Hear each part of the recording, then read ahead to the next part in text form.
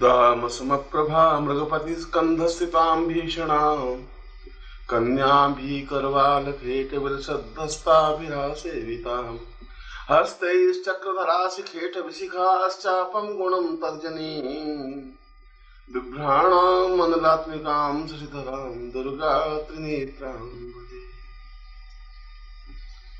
भगवती जगदम्बा सकल विश्व की मात्र स्वरूपा आध्यात्मिक देवी है, जो अपने भक्तों और साधकों की उसी प्रकार से रक्षा करती है जिस प्रकार से मां अपने अबोध बालक की रक्षा और पालन करती है। वह छोटा बच्चा तो कुछ भी नहीं जानता, न उसे इस बात का ज्ञान होता है कि मां का ममत्व क्या होता है, न उसे इस बात की चिंता होती है कि मां कितने कष्ट और दुख झेलकर उसका पालन पोषण कर रही है, और न उसे इसकी फिक्र होती है कि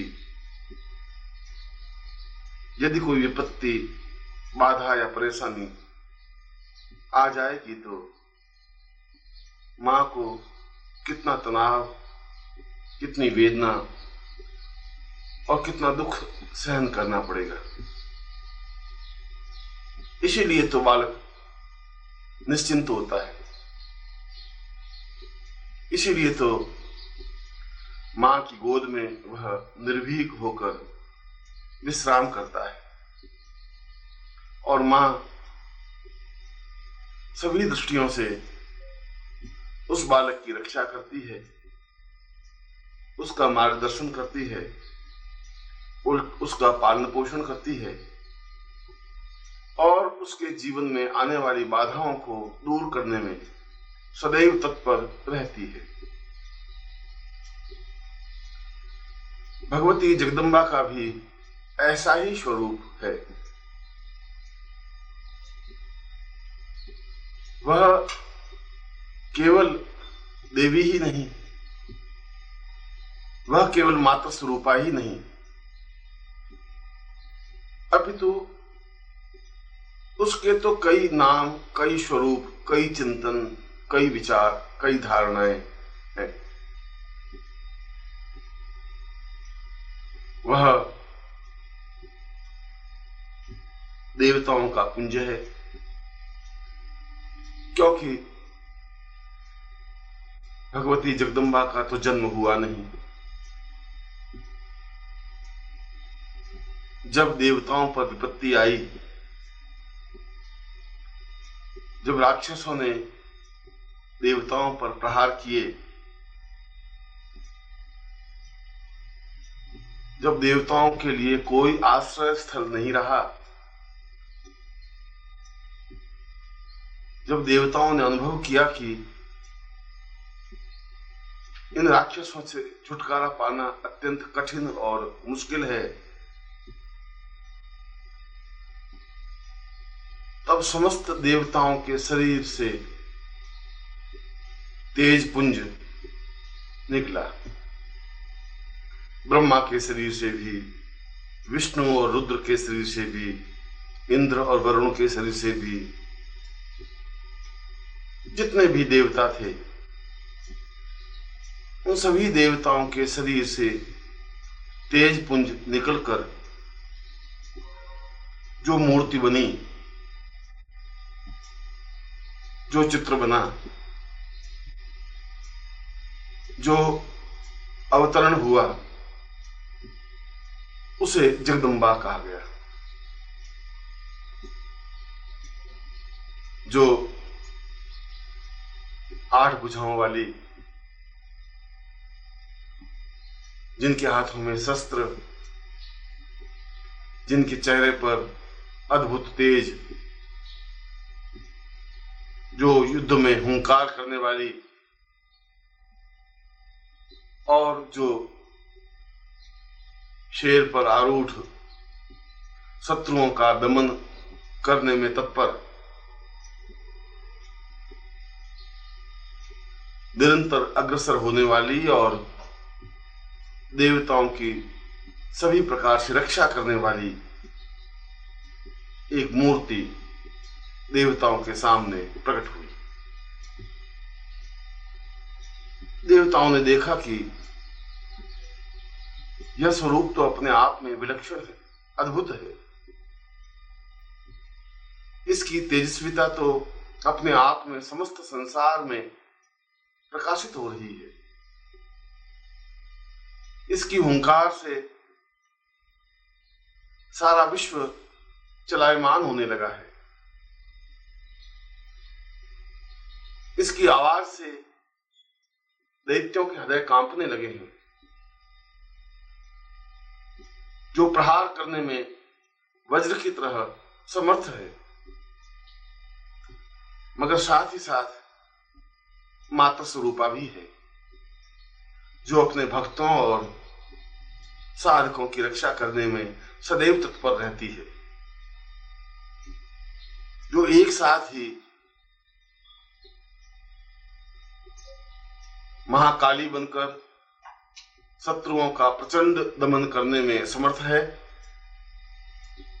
महालक्ष्मी बनकर शिष्यों और साधकों को संपन्नता देने में समर्थ है, महासरस्वती बनकर जो मनुष्यों को बुद्धि और चेतना देने में समर्थ है। ऐसी ही त्रिगुणात्मक स्वरूपा भगवती जगदम्बा का देवता लोग सत सत वंदन करने लगे।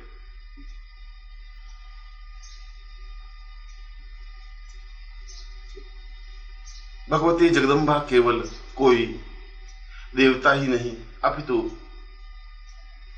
समस्त विश्व की अधिष्ठात्री है,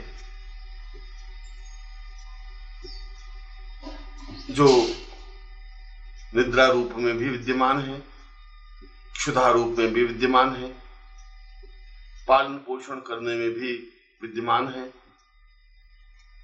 बुद्धि के क्षेत्र में भी श्रेष्ठता और अप्रतिमेयता देने में समर्थ है, जिसके सैकड़ों नाम हैं, सैकड़ों स्वरूप हैं, जिसके हाथ में अक्ष, परशु, गदा, कुलिश, धनु, दंड और विविध आयुध हैं, जिनके द्वारा वह शत्रुओं पर प्रहार करती है, आने वाली परेशानियों और तनावों को दूर करने में समर्थ है, जो अपने आप में ही श्रेष्ठ और अद्वितीय है। ऐसी मूर्ति, ऐसे विग्रह को देखकर देवताओं ने हर्ष तो अनुभव किया ही, उन्हें यह भी विश्वास हुआ कि आने वाले समय में मानव जाति के कल्याण के लिए भक्तों और साधकों की समस्याओं को दूर करने के लिए इससे श्रेष्ठ कोई विग्रह नहीं हो सकता,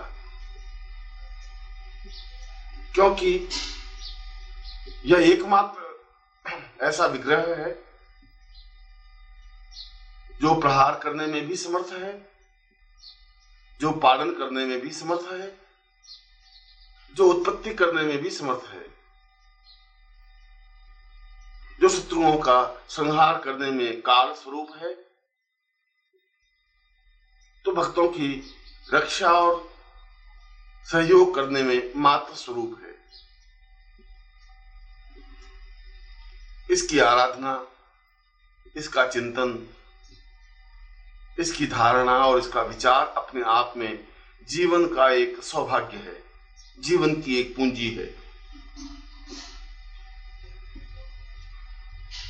मार्कंडेय एक अद्भुत और अद्वितीय ऋषि बने। उन्होंने अपने मार्कंडेय पुराण में भगवती जगदम्बा के संपूर्ण स्वरूप का चिंतन किया, विचार किया। उनकी उत्पत्ति, उनके कार्य और किस प्रकार से भगवती जगदम्बा को प्रसन्न किया जाए, साधा जाए, उनसे सहयोग लेने के लिए प्रयत्न किया जाए, इसका विस्तृत विवेचन मार्कंडेय ने अपने ग्रंथ में किया। और उन्होंने स्पष्ट किया कि भगवती जगदम्बा तो भगवान शिव मृत्युंजय का साक्षात विग्रह है, क्योंकि शिव अर्थात कल्याण वहीं हो सकता है जहां शक्ति है। शिव और शक्ति का अपने आप में अद्भुत समन्वय है। जो मनुष्य कायर है, बुजदिल है, जो हताश, परेशान और चिंतित है, वह कल्याणमय नहीं बन सकता। वह न तो अपना कल्याण कर सकता है और न समाज का, देश का और विश्व का कल्याण कर सकता है। यह तभी हो सकता है जब उसमें शक्ति का संचरण हो, जब उसमें निर्भीकता आवे, जब उसमें प्रहार करने की क्षमता आए। और यह दोनों स्थितियां, बलवान होना, क्षमता प्राप्त करना, प्रहार करने की शक्ति होना और नमस्कार। अगर आप सद्गुरुदेव डॉक्टर नारायण दत्त श्रीमाली जी के दीक्षित हैं या फिर आपके पास उनसे जुड़े हुए कोई भी अनुभव है तो नीचे दिए गए हुए नंबर पर वीरल पटेल जी को मैसेज कीजिए या फिर फ़ोन कॉल कीजिए और अपने अनुभव ज़रूर शेयर कीजिए। डॉक्टर नारायण दत्त श्रीमाली जी के आत्मकथा का संकलन करने में मदद करें। धन्यवाद।